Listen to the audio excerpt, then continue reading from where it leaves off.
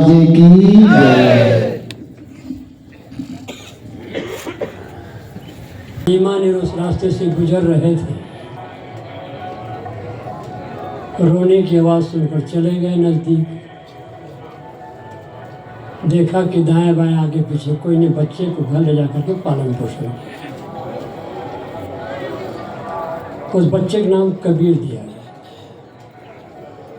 जब बच्चा बढ़ गया, नामकरण करना हो, मौलवी साहब बुलाए गए।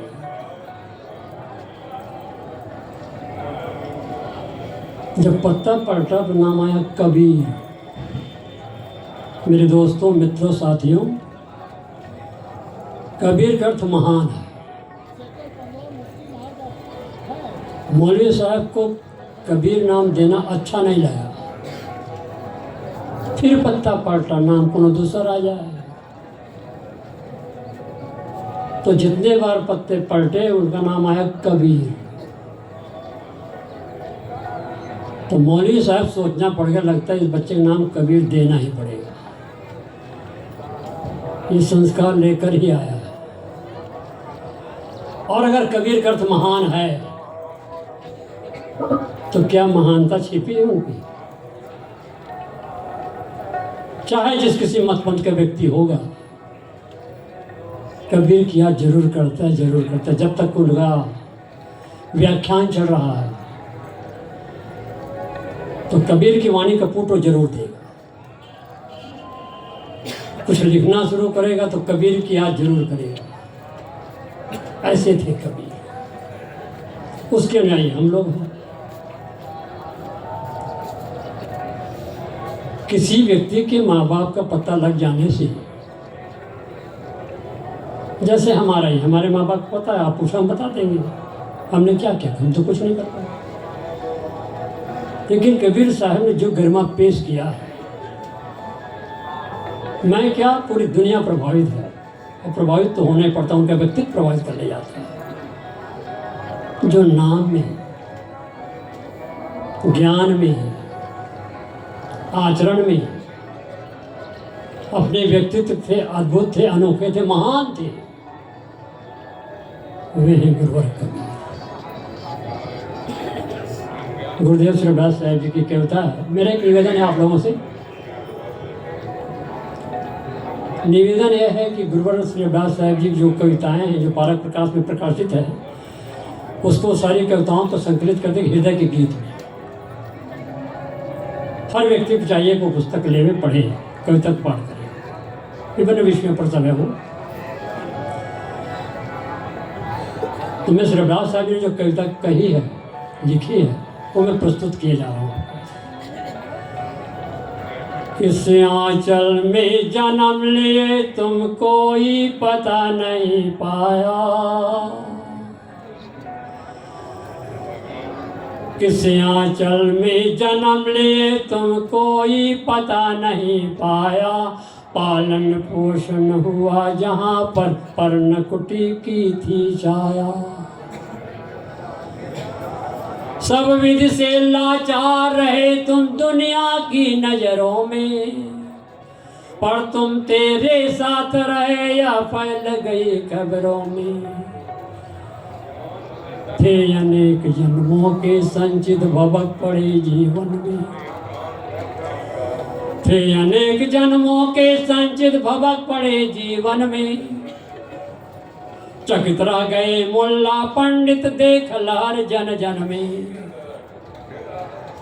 साच झूठ जैसा का तैसा कहना तुमने जाने, साच झूठ जैसा का तैसा कहना तुमने जानी। धर्म क्षेत्र के तुम विज्ञानी साक्षी बीजक बानी। अनुभव कहा अमोघ मगर शास्त्रों का मंथन भारी, अनुभव कहा अमोघ मगर शास्त्रों का मंथन भारी। निर्भय और निष्पक्ष गिरा तेरी दुनिया से न्यारी। एक जाति है, एक धर्म है, एक तुल्य है आत्म। एक जाति है, एक धर्म है, एक तुल्य है आत्म। कहा एकता का तुमने है मानव मध्यमात्म। ज्येष्ठ पूर्णिमा की गर्मी में आए गर्मी लेकर, ज्येष्ठ पूर्णिमा की गर्मी में आए गर्मी लेकर, फटकारा सारे दम्भी को प्रेम फुआरा देकर, वज्रादप थे कठिन मगर कुसुमादपि कोमल मन था, वज्रादप थे कठिन मगर कुसुमादपि कोमल मन था, रहे सत्य के पथे सत्य दाता सत्य तेरा धनता, तुम थे तुम्ही समान, तुम थे तुम्ही समान, तुम्हारी वाणी तब वाणी सी, है कबीर बेजोड़ सभा के मध्य सभी ज्ञानी की, है कबीर बेजोड़ सभा के मध्य सभी ज्ञानी की। बोले सर कबीर साहिब की।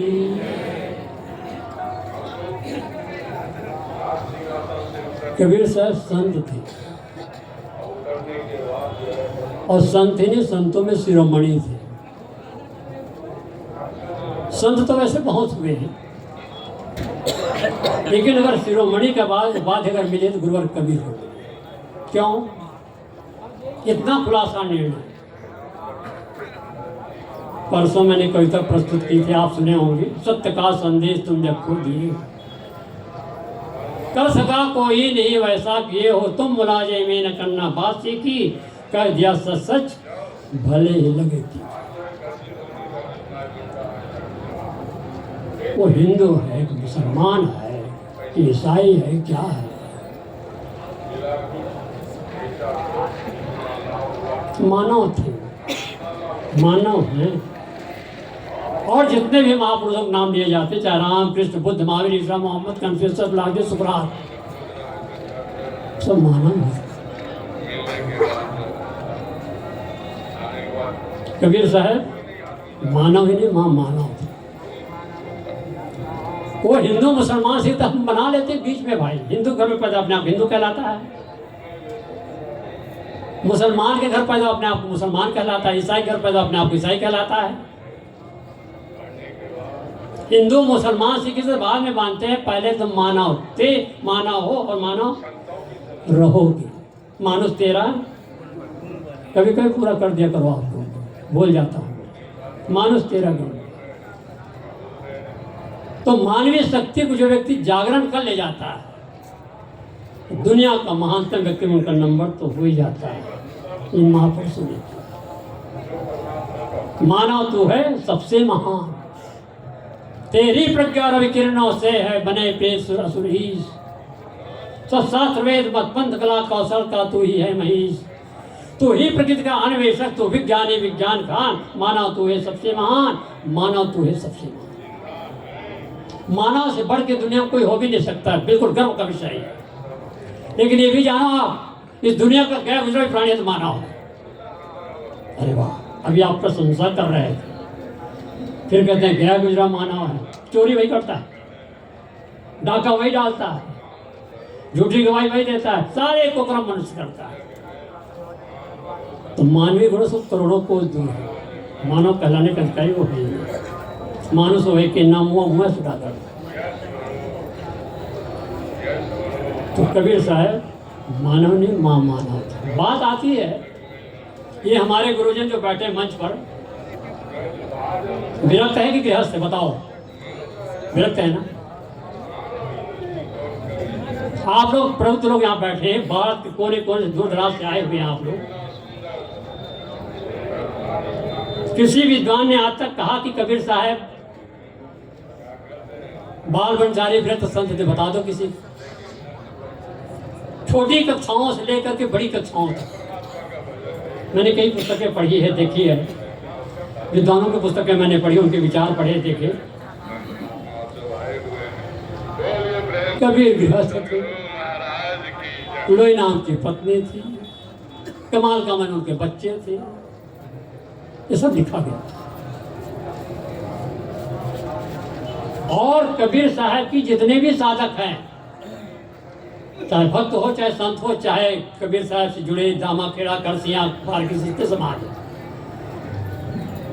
सबके सब गुरुवर कबीर को विरक्त संत मानते हैं, क्योंकि थे इसलिए मानते हैं। कबीर साहब ने कहा साधु होना ऐसे है ना, कोई गृहस्थ कह सकता है ऐसा? कोई गृहस्थ कभी ऐसा नहीं कर सकता। साधु होना चाहिए, पक्का हो। इन सारी बातों को हम और आप अच्छी तरह समझते हैं, लेकिन दुर्भाग्य उन विद्वानों को जो गुरुवर कबीर को समझने का प्रयास नहीं करते। सबके सब एक लागे गृहस्थ गृहस्थ गृहस्थ कहते चले जाते हैं। इसका मुझे काफी दर्द है और शायद आपको भी दर्द हो। अगर कबीर साहब सबको गृहस्थी होना चाहिए, साधु क्यों बने? आप साधु क्यों बने? उसको समझने के दो तरीके। गुरुवर कबीर बाल ब्रह्मचारी विरक्त संत थे, उसका प्रमाण दे रहा हूं मैं। पहली बात तो साधु होना चाहिए, पक्का हो एक खेल। सुंदरी न सोहे संकादिक के साथ कबूक दाग लगावे कारी हाड़ी हाथ माया माठ अग्नि जम हम जाने तिवरी फास लेकर डोले बोले बदले वाली कनक काम ने देख के तुमल बोल रंग। ये जो वाणी है ये सिद्ध करती है कि निश्चित ही गुरुवर कबीर बाल ब्रह्मचारी वृत्त संत थे। तो उनके हृदय कमल से जो निकली हुई वाणी बीजक में यही है। और यहाँ तो भारत के कोने कोने में गुरुवर कबीर का आश्रम तो है ही, जो यहाँ से दूर विदेशों में है वहाँ भी कबीर आश्रम है सब। और जितने लोग हैं कबीर साहब बाल ब्रह्मचारी वृत्त संत मानते हैं, पक्की बात। लेकिन विद्वानों ने कबीर तो गृहस्थ थे। कबीर पारा संस्थान के सम्मेलन में कई बार मैं यहीं रहता ही था पहले, अब तो कुछ वर्षों से जैनपुर कबीर मंदिर रह रहा हूँ। अनेक विद्वानों को मैंने पढ़ा, विद्वानों को हम खुद अपने मंच पर बुलाते थे, उनके विचार सुनते थे। वैसे गुरुदेव श्रीवास साहब ने भरपूर प्रयास किया है। कबीर दर्शन जिन लोगों ने पढ़ा होगा तो उनको मालूम होगा, डॉक्टर राम कुमार वर्मा को खूब ठिकाने से लताड़ा। अनेक विद्वानों ने कबीर को गृहस्थ करने का दुस्साहस किया। इसका प्रक्रिया केवल गुरुदेव श्रीवास साहब ने जितना कर शायद किसी ने किया हो। हम लोग भी कान में तेल डालकर सोए तो हैं आप, कोई प्रक्रिया नहीं। तो कबीर साहेब बाल ब्रह्मचारी वृत्त संत थे। मुझे भी निश्चय है, आपको भी निश्चय है, लेकिन विद्वानों को निश्चय नहीं है। और जो नहीं समझ पाता विद्वान वही ना पढ़े। बात आती है गुरुवर कबीर के गुरु कौन थे। मैं पूछो सब रामानंद बताओगे आप लोग, लेकिन आप लोग बार की कैसे रामानंद बताओगे। अनेक विद्वानों से भी चर्चा में गुरुवर कबीर के गुरु रामानंद थे। मैं नहीं मानता, और आप लोग पारक विचार वाले आप लोग भी नहीं मानते है ना। अरे हाँ तो कह दो भैया, थोड़ा सा दूर दी होती विचारिए आप। कबीर साहब के गुरु रामानंद थे, तो मैं बीजक से प्रमाण पेश कर रहा हूं। गुरुवर कबीर के गुरु अगर स्वामी रामानंद जी थे, तो रामानंद स्वामी की वंदना कहां पर की बीजक में आप बता दीजिए। बीजक की किसी पंक्ति में आप बता दी कि स्वामी रामानंद की बिना वंदना किए हो कबीर साहब। जहां तक मुझे तो पढ़ा, मुझे नहीं पता चला। पूरे बीजक में केवल एक जगह, पूरे बीजक में केवल एक जगह आया है रामानंद रामरस माते। माते खंडन पर है भाई। राम रास में तो कबीर साहब भी माते थे। राम नाम भज चेत देख मन माही हो, राम बिना नर होइयो कैसा, कहे कबीर एक राम भजे बांधे जमपुर जासी। भारतीय संस्कृति का बहुत ही प्यारा शब्द है राम, और गुरुवर कबीर ने राम माना। और गुरुवर कबीर ने तो वो राम माना है कि दुनिया कोई व्यक्ति नकार नहीं सकती। इस बात को मैं दावे के साथ कहता हूँ। एक है काल सकल संसारा, एक नाम है जगत प्यारा। आ गई पंक्ति, इस पर थोड़ा सा कह दे रहा हूँ। एक है काल सकल संसारा, एक नाम है जगत प्यारा। अरे जगत प्यारा तो कोई नाम नहीं होता भाई ना, लेकिन कबीर साहब बीजक में कह रहे हैं पूरे जगत के लोगों के लिए प्यारा हो। ऐसा कोई नाम बताओ, राम का, कृष्ण का, बुद्ध का, महावीर का, ईसा का, मोहम्मद का। बुद्ध के न्यायों को बौद्धिस्ट कहा जाता है, ईसा के न्यायों को ईसाई कहा जाता है, महावीर स्वामी 24वें तीर्थंकर है। महावीर स्वामी को न्याय को जैनी कहा जाता है। रामानंदियों को रामानंदी कहते जो राम को उपासक, उसी अयोध्या से मैं भी आया हूँ आपके बीच। अयोध्या भी तो विश्व प्रसिद्ध हो गया ना इस समय, हमारे प्राइम मिनिस्टर और जोगी की कृपा से विश्व प्रसिद्ध हो गया राम के दर्शन करने से। हृदय निवासी राम, तो जो सबके घट में जो बैठा राम है वो तो एक ही है ना। विचार कीजिए किस बात को। यहाँ जितने लोग बैठे हैं सबके घट में जो बैठा राम है वो तो एक है ना। एक है काल सकल संसार, एक नाम है जगत प्यारा। संसार के सारे लोगों को जो प्यारा है वो आपकी आत्मा है। आत्मा वाले दृष्टि में शुद्ध मंत्र नहीं जाता। आत्मा को छोड़ के कभी आप जा ही नहीं सकते। आप आए हैं पता नहीं भारत के कोने कोने कितने कितने, राजस्थान, गुजरात, हरियाणा, पंजाब, काठमांडू, नेपाल, पता नहीं कहाँ कहाँ से आए हैं। क्या अपनी आत्मा को अपने घर में छोड़ के आए हैं आप लोग जी? छोड़ना चाहो छूट जाएगा? नहीं छूट सकते। पति पत्नी संबंध बीच में होता है, नन्हे मुन्ने प्यारे बच्चों का संबंध बीच में होता है, खेती बाड़ी, रुपये, पैसे, धन दौलत संबंध बीच में होता है। बीच में तो बीच में छूट जाता है। लेकिन आपका संबंध आपसे बीच का नहीं है मेरे दोस्तों, याद रखिए। बीच का नहीं, अच्छी तरह नोट कर लीजिए आप। तुम्हारा वही जो तुमसे ना छूटे, कभी भी कहीं भी तुमको ना छोड़े। तुम्हारा परमात्मा राम, तुम्हारा मालिक, तुम्हें एक सेकंड भी अलग नहीं होगा। आजा राया खंड रूप, गाओ सब संत मात्र। आजा राया खंड रूपी पारमा, गाओ सब। आजा राया खंड रूपी पारमा, सूर्य से उजासिले खोयाती, हाय ब्रह्म जगत ब्रह्म मीठी झाई संधि, संस सब चोर कर धोर से, वेद हूँ प्रमाण और वाणी न के मत, और हूँ सिद्धांत सो तो सर्वलोक, हाय सर्वहूँ को जाने सो तो सर्वहूँ, सर्वहूँ को जाने सो तो सर्वहूँ सो न्यारो, सोई गुरु रूप निज, हाय सोई गुरु रूप निज, सोई गुरु रूप निज। पारक पारक, जब पारक की बात आती है तो मैं दक्षिण भारत पहुंच जाता हूँ। ये भी थोड़ा कह दें, याद आ गया। अब तो साहब का भी समय सारे बातें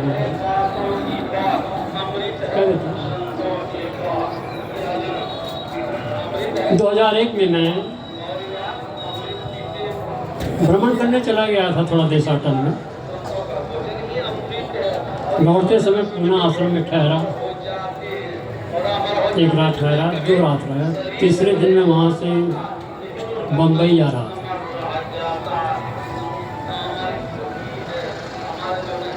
अब बस वहाँ से गठरी मोटी लेकर के पहुँच रहा हूँ। एक महिला आ गई, वो कहती है, साहब जी 1 मिनट। अरे भाई मुझे ट्रेन लेना, कैसी बात कर रहा है? मैं जा रहा हूँ। फिर मैंने 1 मिनट। मैं बोलो क्या बात हो? तो कहती है ये पारक क्या भला है ऐसा? यो बड़े उपक्षात्मक दृष्टि से उन्होंने कहा कि पारक क्या भला है, पारक क्या भला है। मैडम यू आर क्वालिफाइड, आप पढ़े लिखे प्रशिक्षित समझदार हैं आप, लेकिन बोलने का तरीका बढ़िया नहीं लग रहा है। उनसे मैंने कहा कि आपको बोलने का तरीका बढ़िया नहीं लग रहा। सबके सब खड़े हो जाए, स्वागत है।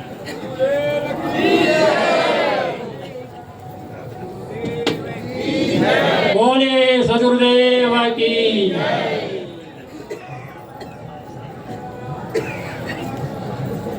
उन्होंने कहा कि पारक क्या भला है।